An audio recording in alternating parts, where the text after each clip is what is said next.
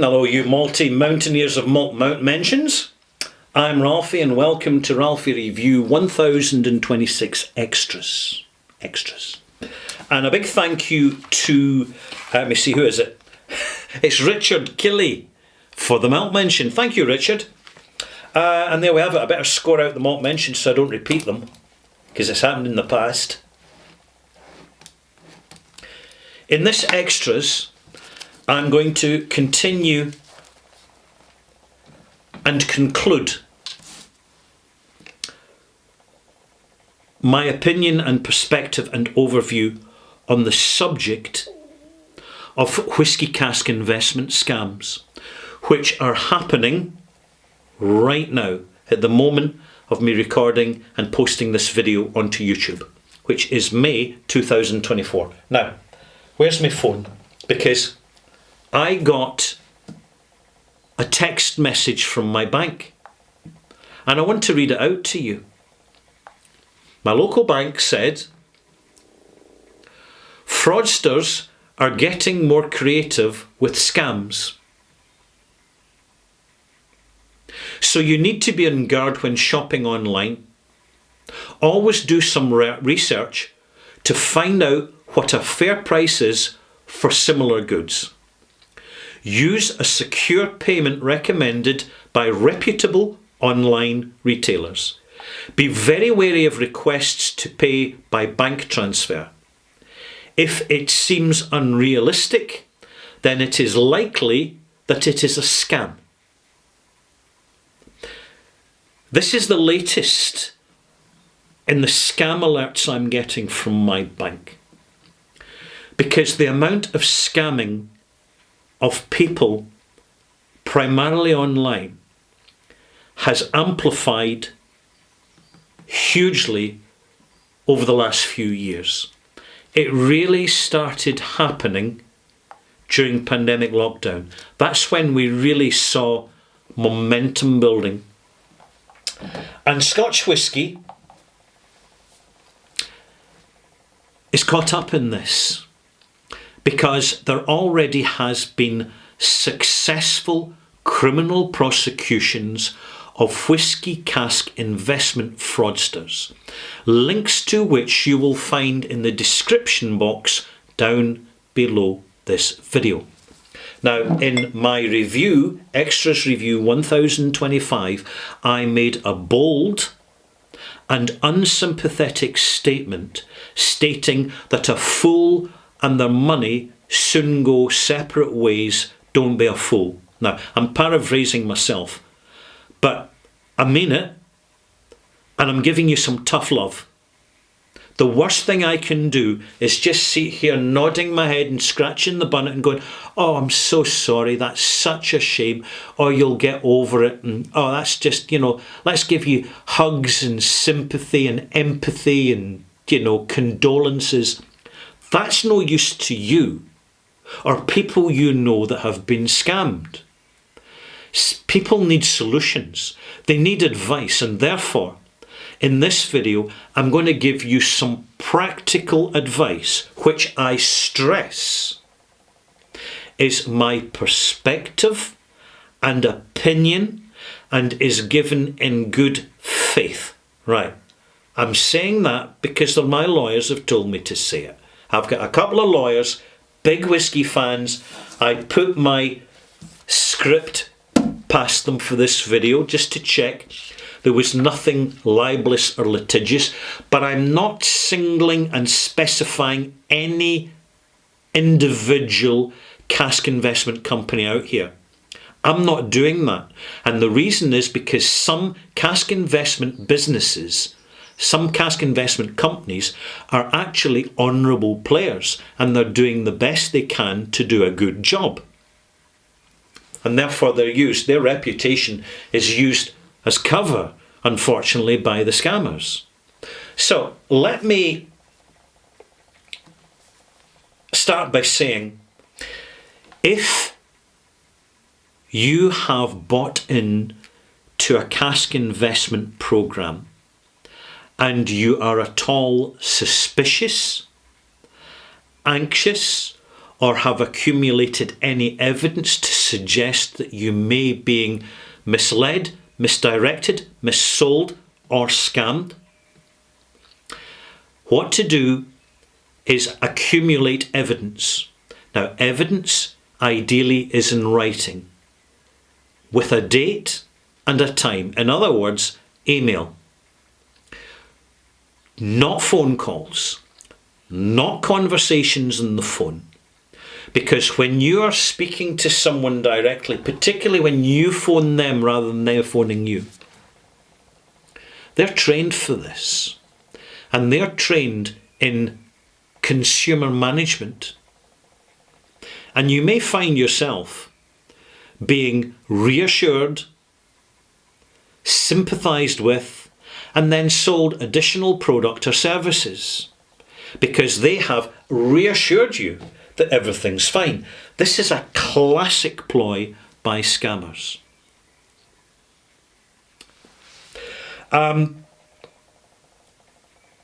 What to do if you have bought a cask is request the original certificate of ownership. Now, I'm going to show you two pieces of evidence here. Give me a second. You see, I've bought casks as a private individual. And this is what you call a generic cask ownership certificate. In this case, it's specifically from Ardnamurchan Distillery, where I bought the cask, because in my opinion, they are absolute 5-star, credible, professional distillery who take their business seriously. So I bought from them an American ex-bourbon barrel, and I paid £3,600 for it. Why? Here we go. There's the original receipt of contract and ownership. This is what you need. That is a lovely piece of window dressing. And it has strictly, in the court of law, it's weak evidence. This has addresses, dates, figures, tax paid, payment advice, full address of the distillery, and it's time specific. It shows you the payment details. This is a proper cask ownership certificate. And this is what you're requesting. You may have received something like this, but this is what you're really wanting.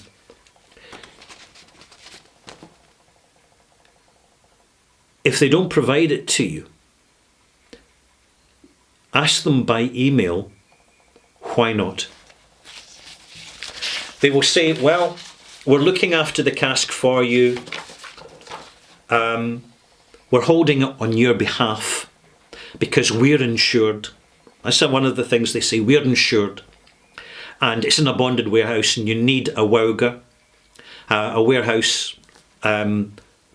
This is a certificate issued by His Majesty's Revenue and Customs to give consent for your reliability as an owner of casks. Unfortunately, oh dear, that looks like it might be getting phased out, which makes the situation far more dangerous for the whisky industry.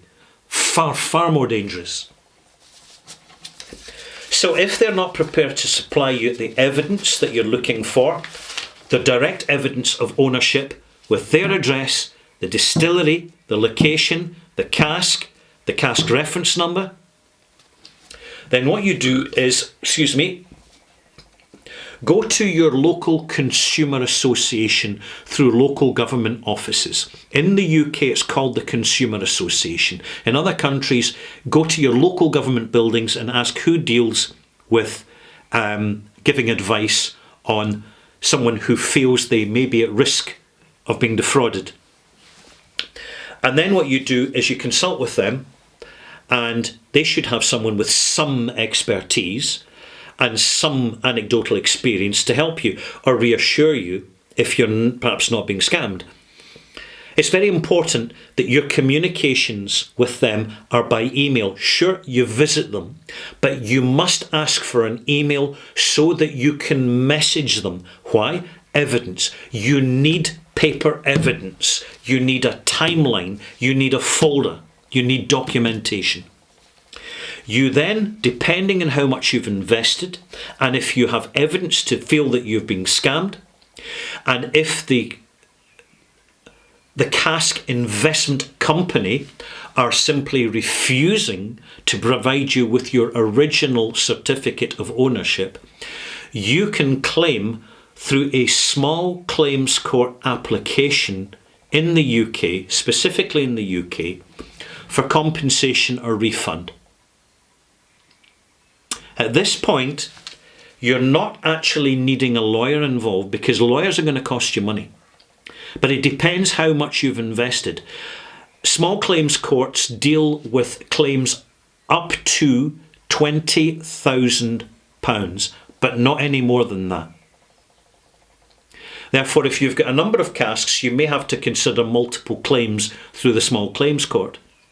Or if there's a large sum of money involved, without doubt, you're now going to have to not just go to a lawyer, but find out from advisors, lawyers who specialise in this, who have experience in dealing with this. Because if you go to lawyers, you may end up in a court of law with a civil action, because it won't be a criminal action. It's unlikely to be. A civil action against the people you have bought your products from that are basically, it's not coming through for you. You've got grounds for suspicion, put it that way. When you do get a judgment from the small claims court or from the judge, what you might like to consider doing is simply asking the judge if there is reasonable grounds for suspicion that the investment company may be involved in tax avoidance. Now, you're not making an accusation. You're asking a question. And the judge takes note of that. Because nothing shuts down investment, any form of investment company who are proven to be involved in scams faster than getting the tax authorities involved in the potential investigation for tax avoidance. You see, a scam's a scam from start to finish, most of the time, not all the time.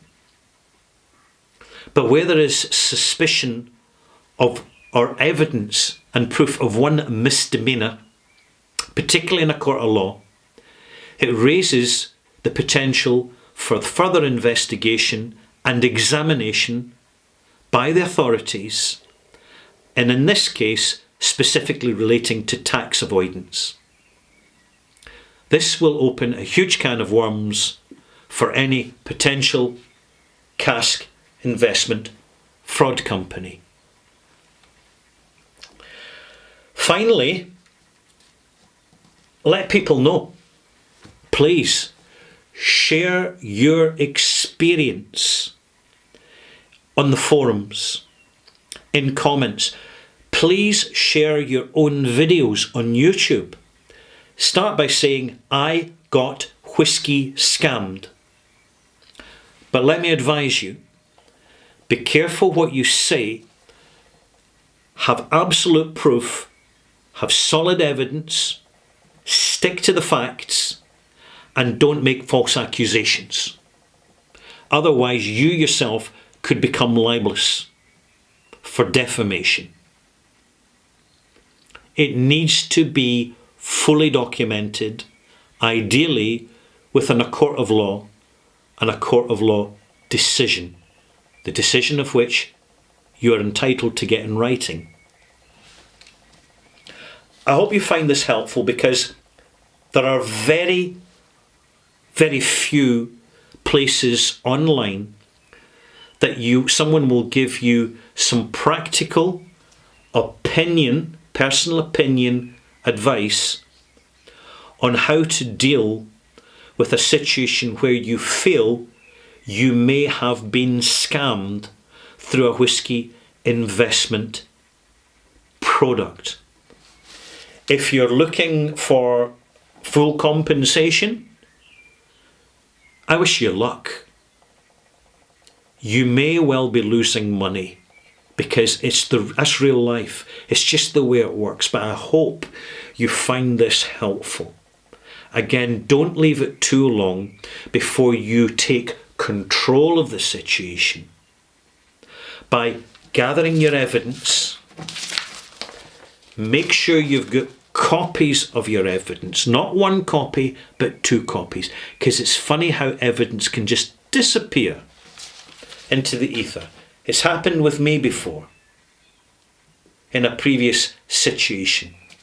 That's why I've always kept multiple copies of evidence, and I did then, so the situation got resolved, because I never let up, and neither should you.